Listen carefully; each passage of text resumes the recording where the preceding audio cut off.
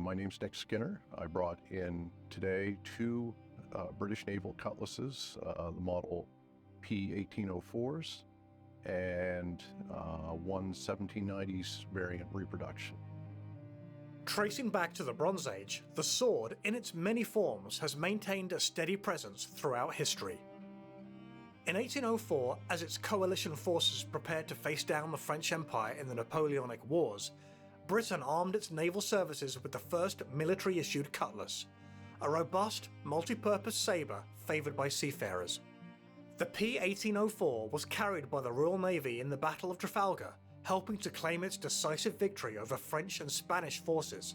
Now an embodiment of early modern warfare, the continued evolution of the cutlass has perpetuated its legacy from a combat essential to ceremonial service piece. I'd like to welcome Nick Skinner to Militaria today. Thank you. If you could tell us what you've brought in today. I brought in a collection of swords, a few original pieces, and a couple reproductions I've made that will show us the evolution of the British naval cutlass from around circa 1700 right through to 1804. Now, Nick, the swords you've brought and the way you've laid them out here in sort of chronological order, these tell a story of, or an arc almost, like in the story of edged weapons used by the Royal Navy and by privateers. I was wondering if you could just, in a Cole's Notes version, basically kind of show us how the requirement and the need for standardized forms will lead to the P-1804 from the time of the mid-18th century when hangers are still being used and called as such. Early on, they found that they needed a short sword for fighting on shipboard in close quarters. And during the whole time frame of the cutlass, you'll find this style of sword referred to as a hanger. Yes.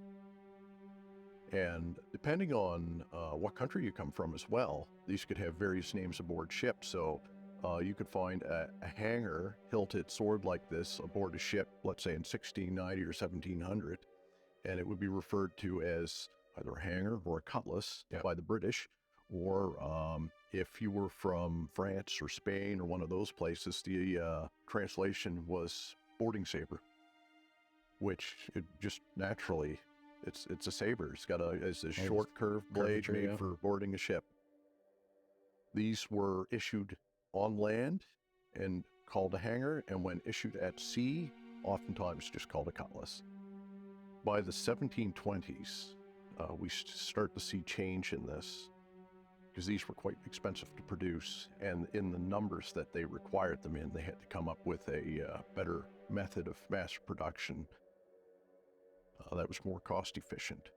By the 1720s, we see a slow evolution over to swords kind of like this one, using tubular iron handles and the flat sheet steel or sheet iron figure 8 guard. And that style carried on basically unchanged from the 1720s right through to the 1780s. And come the 1790s, we start to see another evolution in blades. My observation is they were trying to simplify things even more because they needed more arms. And they start to switch from the tubular iron grips over to these cast iron grips. And from a curved blade to a straight blade, you'll find this style of sword starts to show itself with the iron grip around 1800. By 1804, it had evolved into this sword. And this became the first official British issue cutlass, the P-1804. Now, with that, like you're saying about like provenience and where these things come from, how did you acquire some of these? You have a great story about how you found one of those swords. I'm sure people would like to hear that. So this one here was found in Liverpool, Nova Scotia, by a friend of mine who wandered into this junk shop and was looking around, and up on the wall was this sword, and someone had spray painted it all. It was silver paint. And he said, well, that looks like a cutlass. So he took it home and gave it a little soak and cleaned some of that paint off of it. And then he found the name on it. And eventually, like a couple years after that, it came to me. And I reached out to a collector in England, an arms dealer there in England, who said that Thomas Craven had the first contract, and he feels that this was made in the first year of the 1804 issue of Cutlass. Well, Nick, I'd really like to thank you on behalf of the program and everybody at home, I'm sure, for bringing these things in, sharing us your extensive knowledge of this type of weaponry. Now, Nick, what does the future hold for some of these originals that you've brought in today? Well, this one will stay in my personal collection, and then after that's my wife's problem. And this one will go back to the man I borrowed it from. Well, I'd like to thank you for coming in today, Nick, and sharing your experience and your collection with us. Again, bladesmith, scholar, Renaissance man, Nick Skinner, right here today. Thanks so much for everything. It was a pleasure.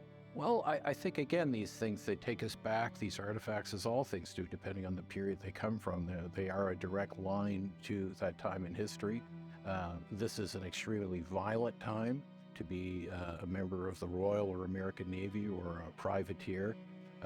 People sometimes, with the passage of time and sea shanties and folk tunes and stuff, we sometimes forget the actual brutality of life at sea and the war at sea. And these cutlasses take us right immediately to that. When you pick up a cutlass, it's got one use, okay? And it's a dark one.